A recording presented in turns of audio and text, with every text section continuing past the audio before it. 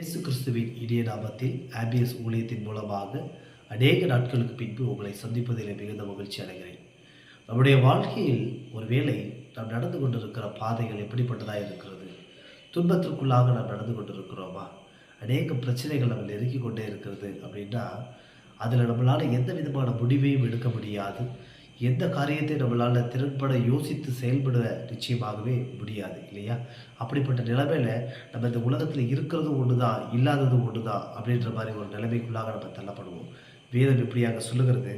சங்கீதம் 138 7ஆம் வசனத்தின் 1ஆம் பாகத்திலே, நான் துன்பத்தின் நடுவில் நடந்தாலும் நீர் என்னை உயிர்ப்பிப்பீர் என்பதாக கூறப்பட்டிருக்கிறது.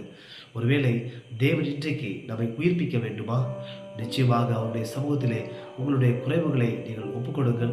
தேவன் நிச்சயமாக உங்களுடைய வாழ்க்கையை உயிர்ப்பித்து உங்களை இந்த உலகத்திலே நடக்க செய்வார். கர்த்தர் நம்மை ஆசீர்வதிப்பாராக. காட்